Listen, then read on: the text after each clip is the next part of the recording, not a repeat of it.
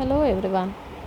Myself R. Vahita, Assistant Professor of CSE Department from Rohini College of Engineering and Technology. I'm here to explain a few concepts of the subject CS 8601 Mobile Computing. We are going to deal with the Unit 3, that is Mobile Network Layer, topic Manet. Manet is nothing but Mobile Ad Hoc Network. The objective of this is to be familiar with the concepts of ad hoc networks. Okay, first we have to see what is Manet, that is mobile ad hoc networks. So there are types of wireless networks: infrastructure network and infrastructureless network. So in the case of infrastructure, the mobile node can move while communicating. The BSS, that is the base stations, are fixed. As the node goes out of the range of a base station, it gets to connected with the range of another base station. So this is the diagrammatic representation of an infrastructure network. So here we have radio towers, so they are called as the base stations, and this PDAs, pen computer, laptop computers, desktop computers, everything are the devices connected to the infrastructure network. Next, let us see about the infrastructureless or mobile ad hoc network, that is Manet. The Manet, that mobile node can move while communicating in the infrastructure or less also. So there are no fixed base stations. In the case of infrastructure, we had fixed base stations, but here there are no fixed base stations, and all the nodes in the network need to be acting as routers in the case of infrastructureless. It is used to simplify the installation and maintenance of the network computers. Manet are formed dynamically by an autonomous system of mobile nodes that are connected via wireless links. No existing fixed infrastructure or centralized administration is needed. Mobile nodes are free to move randomly, that is network topology. Changes frequently.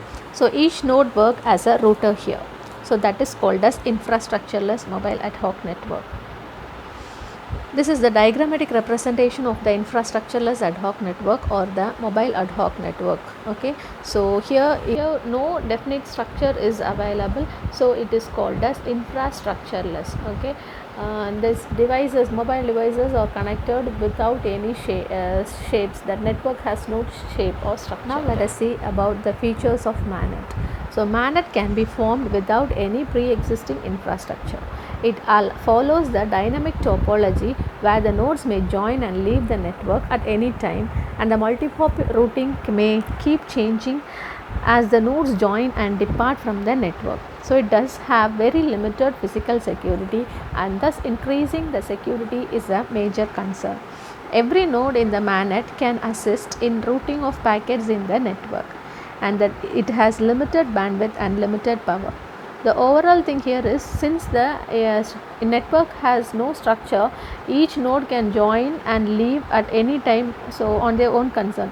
So this structure of the network keeps on changing, so there may be a physical security issue here. Then the characteristics of Manet. So lack of fixed infrastructure, dynamic topologies, bandwidth constraint, variable capacity link, energy constrained operation, and increased vulnerability are the characteristics of Manet. Now let us see about the issues of Manet or challenges of Manet. Limited bandwidth, dynamic topology, routing overhead, hidden terminal problems, packet losses due to transmission errors, mobility induced route changes, battery constraints, and security threats are the issues of Manet.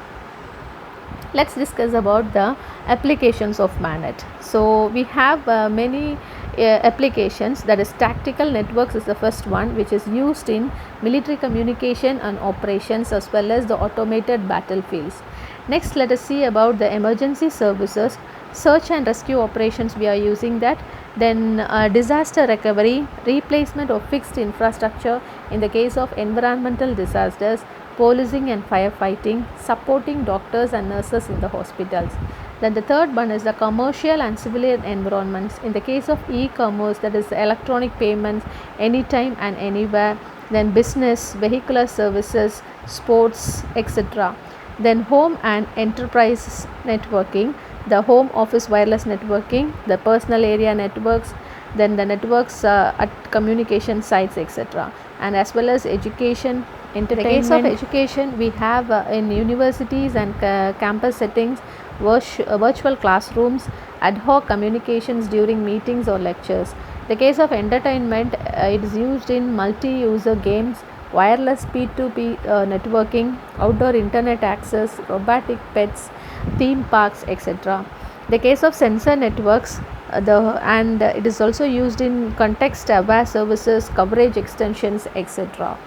So these are the questions which can be asked for the exams related to Manets. Thank you.